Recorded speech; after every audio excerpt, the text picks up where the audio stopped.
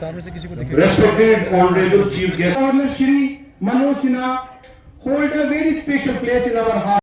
Janab Dr. Bilal Muhyiddin. बहुत से scientist, environment activist और स्वयंसेवी संस्थाओं से जुड़े हुए साथियों की कार्यप्रणाली और विचार अलग अलग हो सकते हैं, लेकिन हमारी सामूहिक सोच इस आधार पर टिकी है कि किसी भी हालत में इंसान तथा अस्तित्व के संबंधों को मजबूत बनाना है और इसलिए एनवायरमेंट फर्स्ट का विजन ही हम सबके लिए नागरिकों के नाते या प्रशासन के नाते उपयुक्त होगा। मुझे याद है 2009 में एक फिल्म आई थी जिसका नाम था अवतार।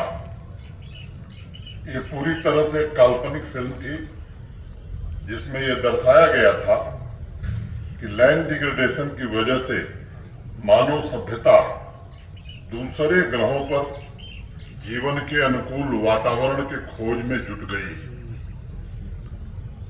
वह कल्पना उस समय एक फिल्म में की गई थी और आज ये हकीकत का रूप ले चुकी है और एक अनुमान के मुताबिक प्राकृतिक संसाधनों की हो रही क्षति की वजह से दुनिया की लगभग 3 बिलियन आबादी आने वाले भविष्य में प्रभावित होने वाली है। मुझे एक घटना का स्मरण है। 1962 में अमेरिका में एक किताब छपी थी, नाम था उसका द साइलेंट स्प्रिंग।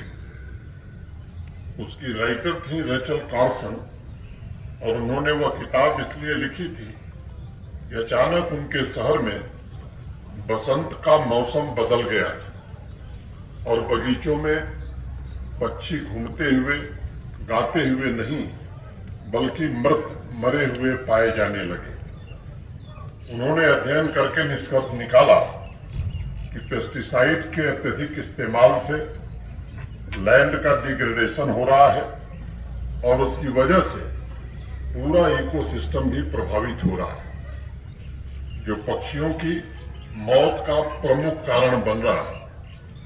उन्होंने अपनी किताब में लिखा कि बिना पक्षियों की आवाज के समाज से जीवंतता गायब हो चुकी है। उस किताब के आने के बाद बड़ा हंगामा हुआ, वहां अनेक सेमिनार आयोजित किए गए और लोगों ने पहली बार यह स्वीकार किया कि मानव समाज और इकोलॉजी ये अलग अलग नहीं है बल्कि एक दूसरे से गहरे रूप से जुड़े हुए हैं। और मुझे लगता है कि जीवन को इंटीग्रेटेड रूप में ही देखा जा सकता है, उसे अलग अलग देखे जाने की संभावना बहुत नगण्य होती है। और इसलिए आज वर्ल्ड इन्वायरमेंट डे के अवसर पर जमीन और उससे जुड़े संसाधनों को सुरक्षित एवं संरक्षित रखने का संकल्प सबको लेना होगा। अभी जो बच्चा हम सबके सामने कह रहा था उसने ठीक कहा, ये जो परिवर्तन शब्द है ये प्रथम पुरुष एक वचन का है। First change is a word of first person singular number that is I.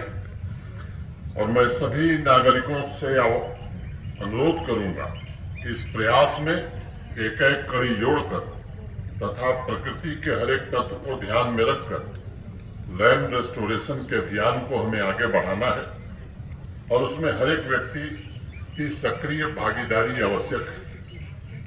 हमारी संस्कृति भी कहती है कि इंसान 5 तत्वों से बना है, जल, पृथ्वी, अग्नि, वायु तथा आकाश। और ये सभी तत्व एक दूसरे से जुड़े हुए हैं। पेड़ पौधों, नदियों के बिना मुझे लगता है जीवन की कल्पना असंभव है। और इसलिए एनवायरमेंट कंजर्वेशन से जुड़े हुए एक्टिविस्ट हों तथा वैज्ञानिक हों या हमारे विद्यार्थी हों, सभी इस बात से सहमत हैं कि बिना संतुलन के इंसान के अस्तित्व के मिटने का खतरा बढ़ता जा रहा है।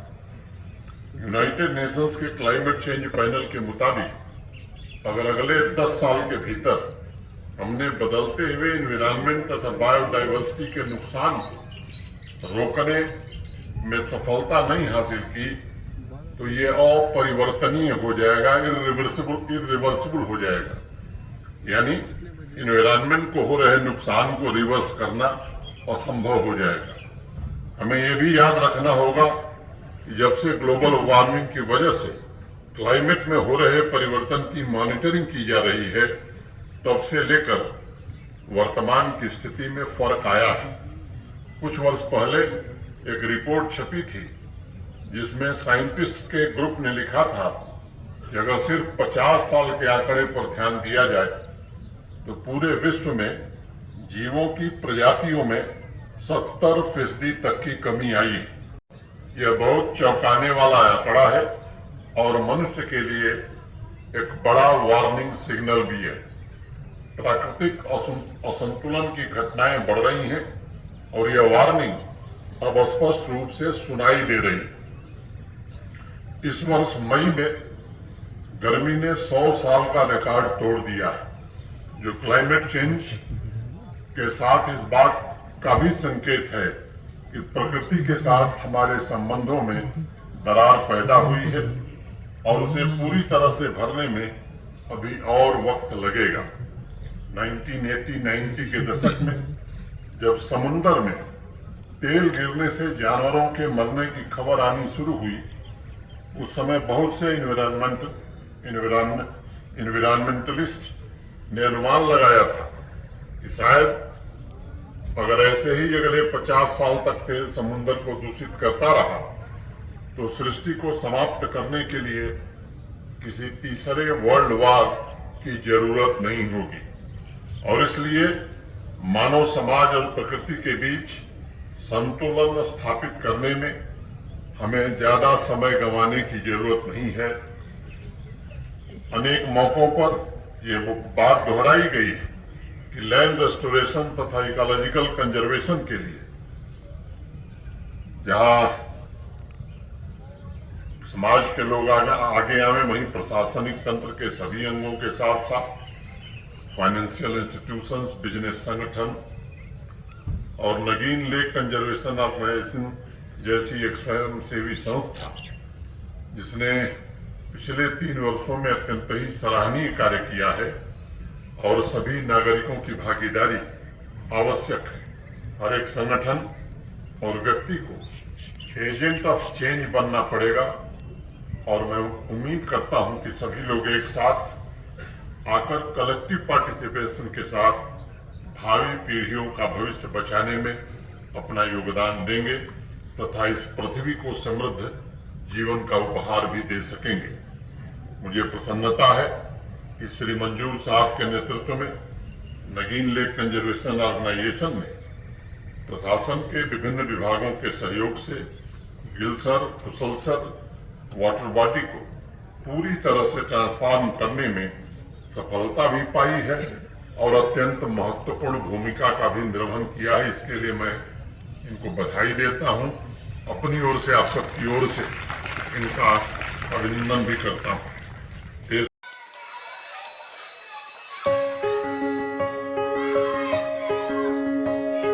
Schools play a critical role in molding a child into a responsible and progressive global citizen. A good education empowers a child with infinite opportunities to discover and innovate. Over the past few decades, of all the innovations that have taken place all across the world, how many can India lay claim to?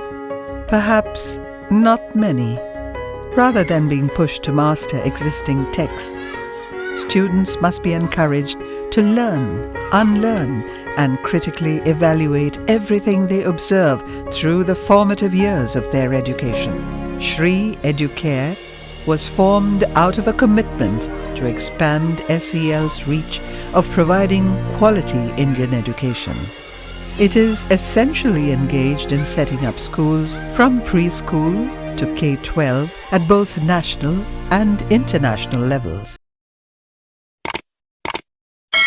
Jammu Kashmir की खबरों के लिए जुड़े रहिए GK update के साथ।